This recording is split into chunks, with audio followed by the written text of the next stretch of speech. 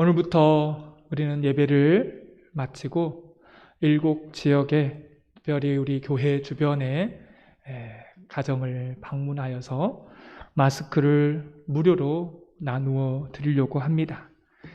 이 일이 작은 일처럼 보일 수 있습니다.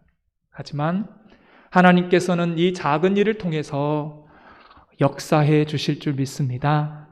직접 사람을 만나서 예수님의 복음을 전하지는 않고 문고리에 마스크를 걸고 오는 것이지만 이 일을 하나님께서 기뻐하실 줄 믿습니다. 하나님이 함께 하시며 하나님께서 기뻐하시는 일이라면 하나님께서 원하시는 그러한 열매를 맺어주겠다라고 우리 하나님께서 약속해 주셨습니다. 이 일을 저와 여러분이 함께 해주시면 고맙겠습니다. 기적의 $100라는 책을 여러분에게 소개합니다. 미국의 벨레신 목사님이 쓰신 책인데요. 이 책에 이런 내용이 들어 있습니다.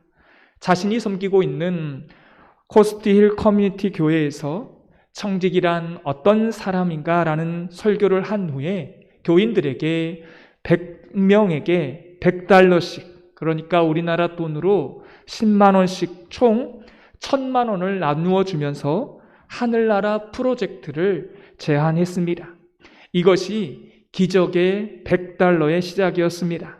목사님은 100명에게 10만 원씩 주면서 이 프로젝트에 투자할 것을 당부하며 다음에 3가지 조건에 서명할 것을 말했습니다.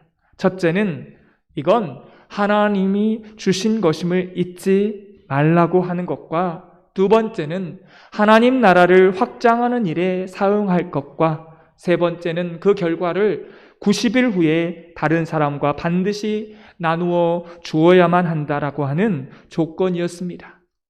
그 돈을 받아간 사람들은요, 모두 고민에 빠졌습니다. 그 돈이 자기 돈이 아니고 하나님의 돈이라고 생각을 하니까 이걸 쉽게 쓸 수가 없는 거예요. 이 $100는요, 지금까지 자신이 만져본 돈 가운데 가장 쓰기 곤란한 돈이었습니다. 그러니까 10만 원을 가지고 애매한 거예요. 이거를 세탁기를 사지도 못하고 이 10만 원이 애매한 돈이었던 겁니다. 90일이 지나고 미국의 MBC 방송은 이 장면을 데이트라인이라는 프로그램으로 미국 전역에 방송을 하기 위해서 녹화를 했고 2,000명이 넘는 교인이 모여서 귀를 기울였습니다. 그런데 놀라운 결과가 나왔습니다.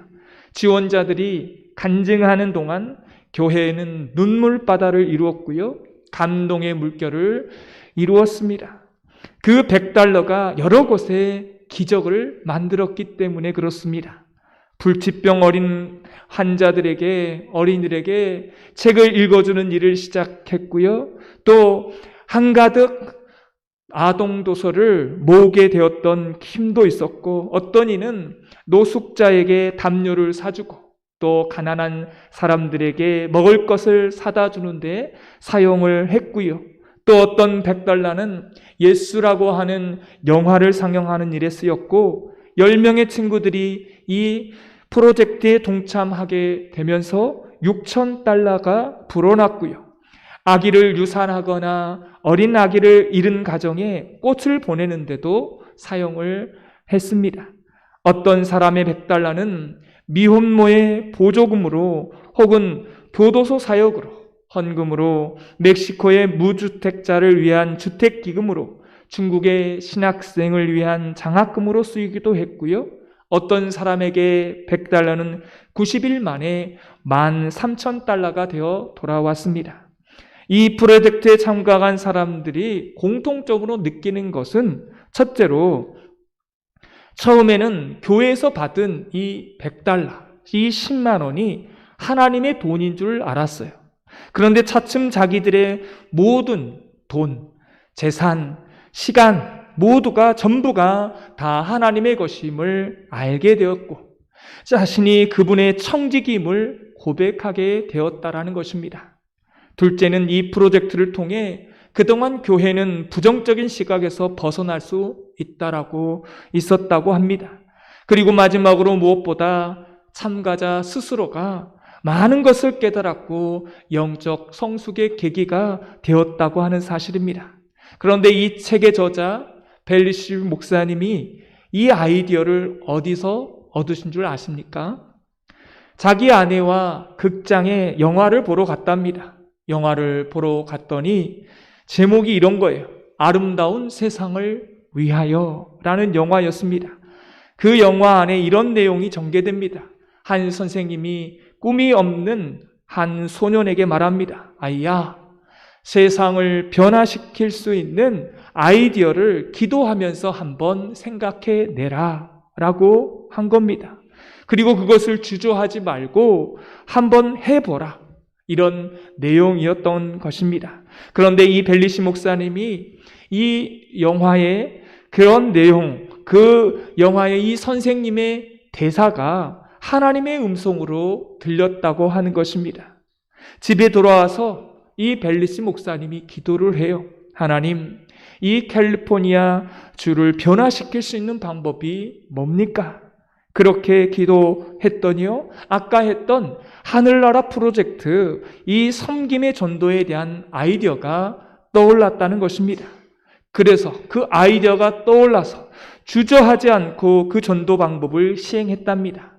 나중에 그 프로젝트를 통해서 수많은 사람들이 전도가 되었고 또 그 일로 말미암아 그 지역에서 유명한 교회가 되었다고 합니다. 사랑하는 성도 여러분, 이 벨리시 목사님의 독특한 특징이 뭡니까? 영화 속에 나오는 그 대사를 하나님의 음성으로 여긴 것입니다. 그리고 더 중요한 것은 그 음성을 가지고 내가 직접 해봤다는 사실이에요. 세상은요, 이런 식으로 변화된다는 것입니다. 하나님의 음성에 민감한 사람, 하나님의 음성을 들을 수 있는 사람, 하나님의 음성에 따라 그렇게 해보는 것, 복종할 때에 그 하나님의 음성이 들려질 때에 해볼 수 있는 사람, 그 사람을 통해서 여러분의 가정과 세상이 그렇게 변화가 된다고 하는 것입니다. 오늘 말씀에 보면 복음 전파에 그리고 전도를 하려면 어떠한 핵심 원리가 있는지 잘 나와 있습니다. 복음 전파를 할 때에, 우리가 전도를 할 때에 그 대원칙, 근본적인 원리가 뭔가를 오늘 말씀에 나와 있습니다. 오늘 말씀에 나오는 이 고린도 교회는요, 여러분도 잘 아시다시피 음행이 많은 교회였습니다. 우상 숭배가 창궐한 교회였습니다. 더 심각한 것은요, 오늘 우리가 읽지는 않았지만 3절에 보니까 이 교회는 뭐가 있었어요? 시기와 분쟁이 있었다라고 말씀하고 있습니다. 어떤 분쟁과 시기였습니까? 이것은요, 파당을 짓는 것이 교회 안에 있었다는 것입니다. 어떤 파당일까요? 나는 베드로 파다, 나는 아볼로 파다, 나는 바울 파다, 그런 파당이 생긴 거예요. 그랬더니요, 마지막에 누가 등장했냐면, 그럼 나는 예수 파다, 이런 일들이요, 고린도 교회 안에 벌어졌다는 것입니다. 교회 안에 이런 파가 생긴 거예요. 목사님 파가 있고, 장로님 파가 있고, 권사님 파가 있고. 여러분, 우리 교회 안에 이런 파들이 있다라면 얼마나 심각하고 얼마나 힘든 일이겠습니까? 바로 이때 누가 등장합니까? 사도 바울이 등장합니다. 사도 바울이 등장해서 전도와 또 이 복음 전파 사역의 대원칙을요, 정해줍니다. 큰 획을 긋는 말씀을 전해요. 그것이 오늘 본문의 말씀 가운데 6절, 7절에 나와 있습니다. 우리 6절, 7절을 다시 한번 읽도록 하겠습니다. 나는 심었고 아볼로는 물을 주었을 때 오직 하나님께서 자라나게 하셨나니 그런즉 심는 이나 물 주는 이는 아무것도 아니로되 오직 자라게 하시는 이는 하나님뿐이시니라. 아멘. 사도 바울이 이 말씀을 전하고 있어요. 대원칙이 무엇입니까? 가장 큰 원칙. 우리 한번 따라해 보겠습니다. 전도는 하나님이 하신다. 여러분, 누가 심었느냐가 중요하지 않아요. 오늘 전도를 할 텐데 젊은 사람이 가서 심었든지 연세 드신 분들이 가서 심었든지 누가 가서 심었든지 그게 별로 중요하지 않다라는 거예요. 왜 그래요? 그 모든 일이 다 누가 하시는 겁니까? 하나님이 하시는 겁니다. 누가 뿌렸느냐보다 훨씬 중요한 그것은 바로 하나님의 사역과 복음 전파의 주체는 하나님이시라는 것입니다. 우리 교회는 그동안 오랫동안 전도가 중단되었죠. 코로나라고 하는 이유도 있었고 여러 가지 이유가 있었습니다.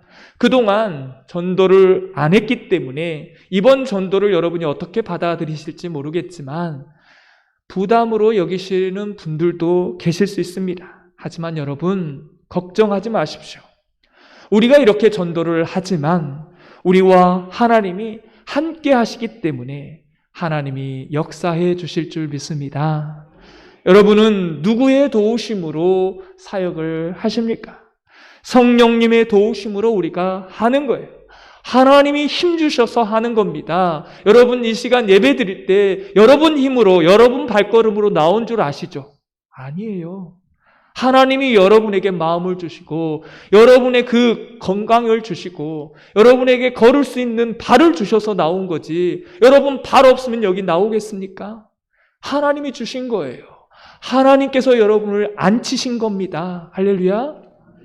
하나님께서요, 전도도 하나님이 하시는 줄 믿습니다. 여러분, 전도를 하는데 우리가 반드시 해야 되는 게 있습니다. 그것은 뭘까요? 그것은 바로 기도하는 것입니다. 어떤 기도를 해야 할까요? 하나님, 이제부터 우리 교회가 이웃을 품고 전도의 현장으로 나갑니다. 하나님이 우리와 함께 해 주셔야 합니다. 우리는 뭐예요? 우리는 수단이고 우리는 도구입니다. 여러분, 전도를 많이 하신 분, 전도 왕들 보세요. 전도 왕들의 특징이 뭐예요? 뭘까요, 여러분?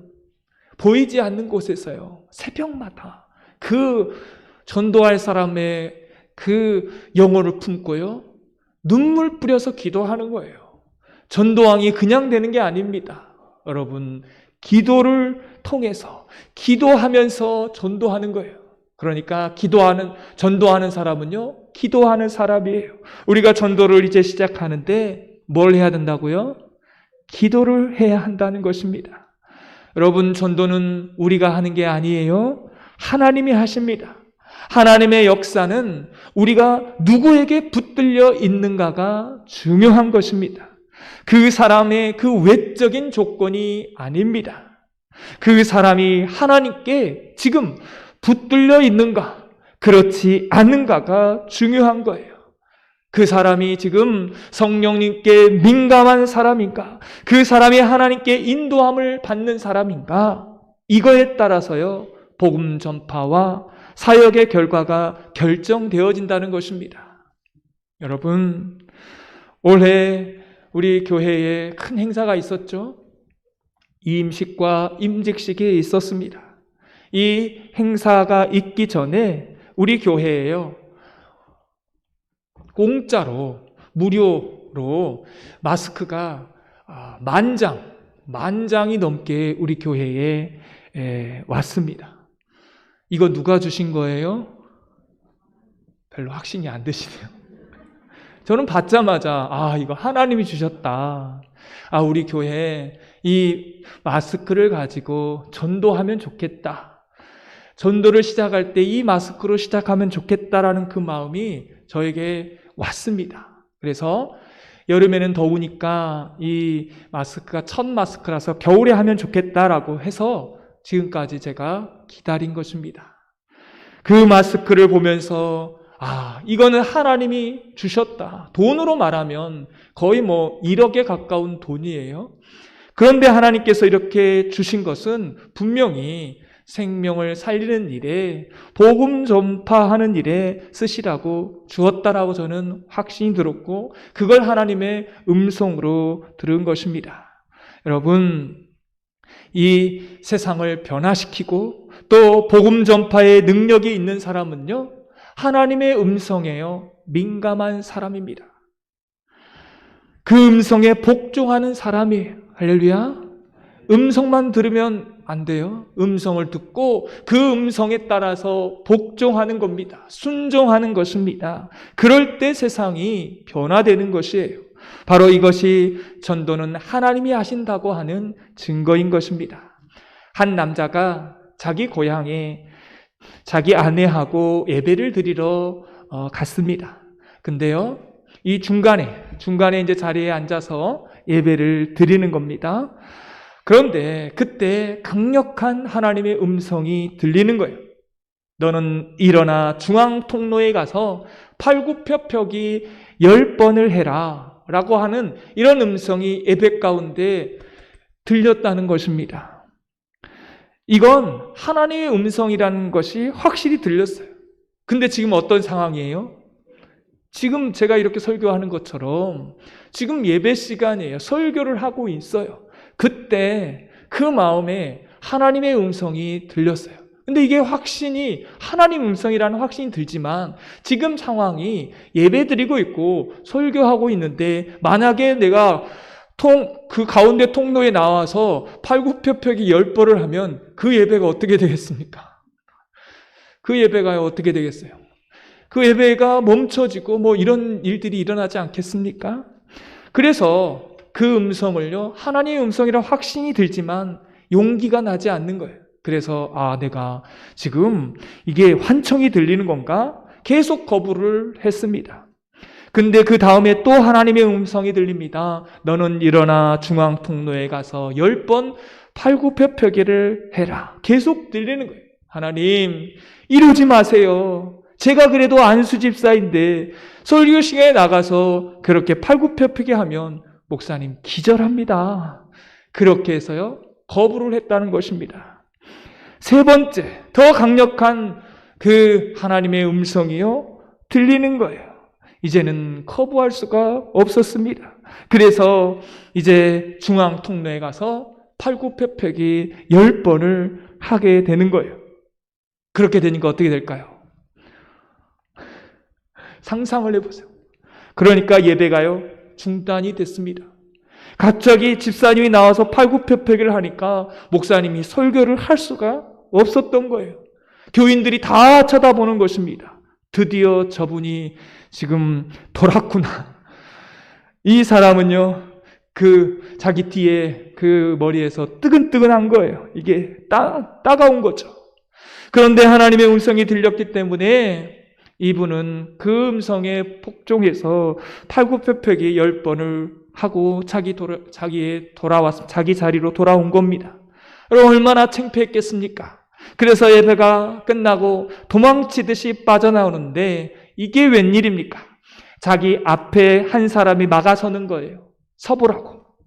근데 이 사람 옆에 있는 사람이 부축을 받은 한 중년의 남자였습니다.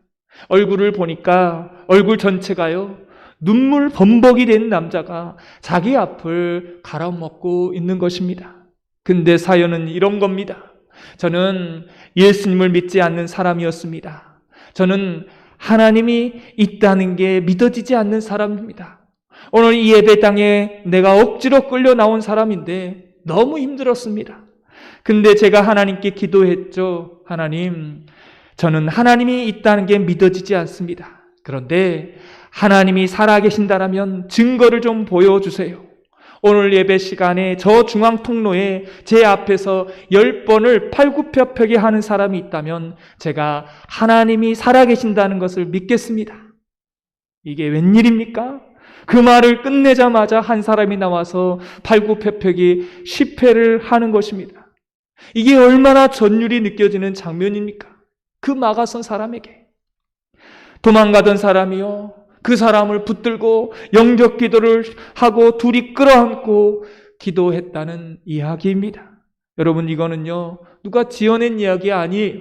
기적의 그 100달러 책에 나오는 실제 사건입니다.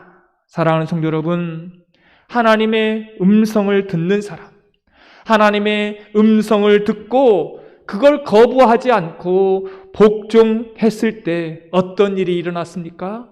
구원의 놀라운 역사가 일어나게 된 것입니다. 전도는요, 내가 하는 게 아니에요. 하나님이 하십니다.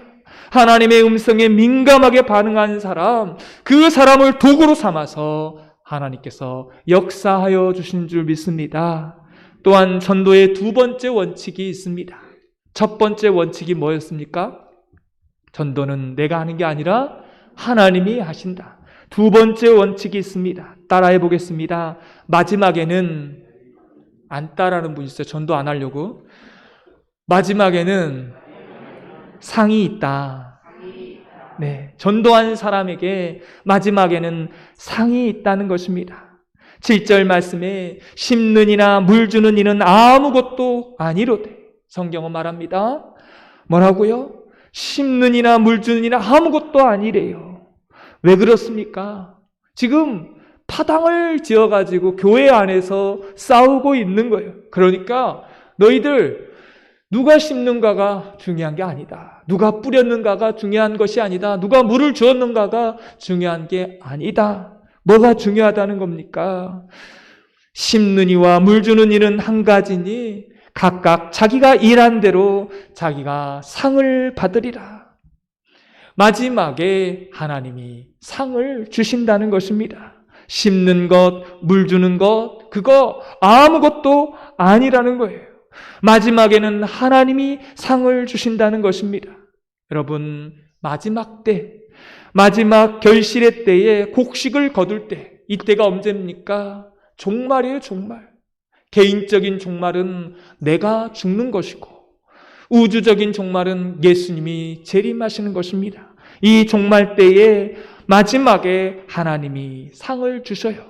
누구에게요? 전도한 사람에게.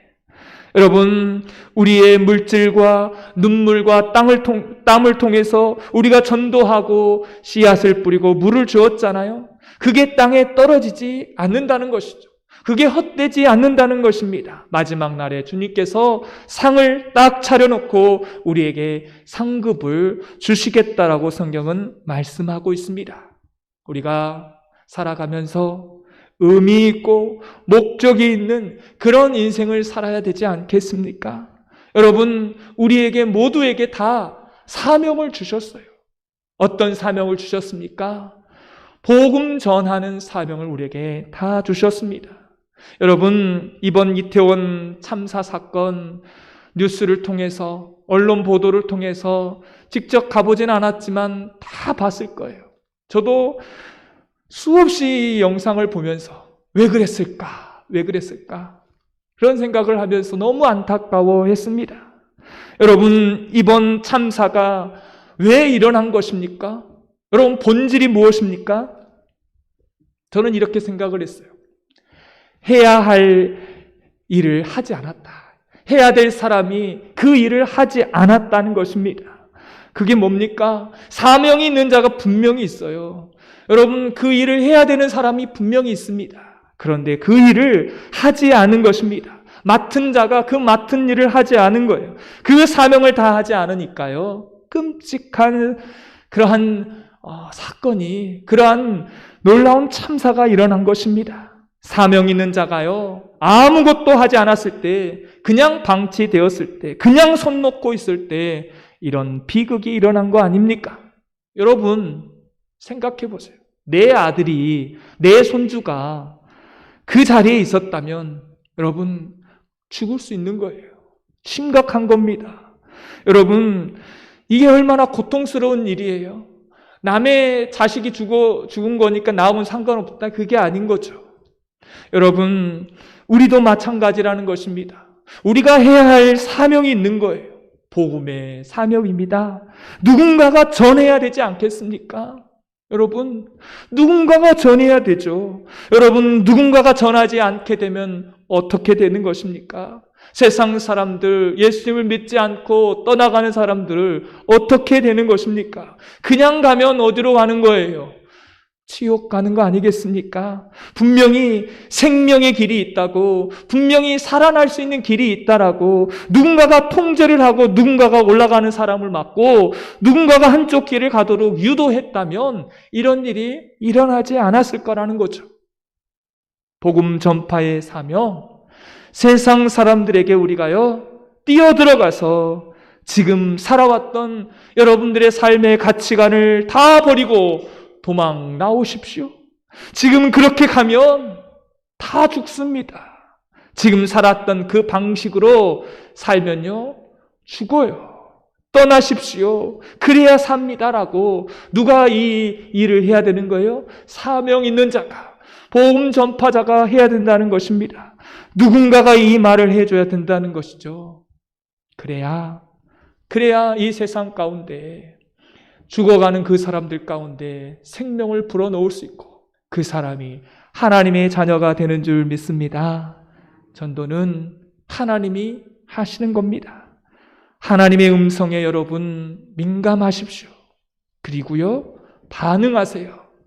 그리고 마지막 날에 하나님의 상이 있다는 것을 잊지 마시고요, 하나님의 소명을 가지고 후회함이 없는 하나님의 백성의 삶을 살아내시기를 주님의 이름으로 축원합니다.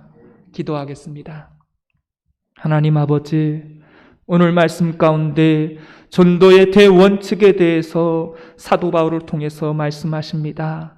전도는 하나님의 것이니 반응하라고, 성령의 음성에 민감하라고 주님께서 말씀하십니다. 마지막에는 상이 있을 거라고 말씀하고 있습니다. 하나님, 이 마지막, 누구에게나 닥칠 이 마지막에 사명을 다할 수 있는 사명자가 되기를 원합니다. 누구도 알지 못하지만 이 마지막 순간에 찾아오기 전에 우리가 이 땅 가운데, 우리가 있는 이 세상 가운데 우리에게 주어진 이 사명의 삶을 살아내는 하나님의 백성들이 되게 하여 주옵소서. 예수님의 이름으로 기도드리옵나이다. 아멘.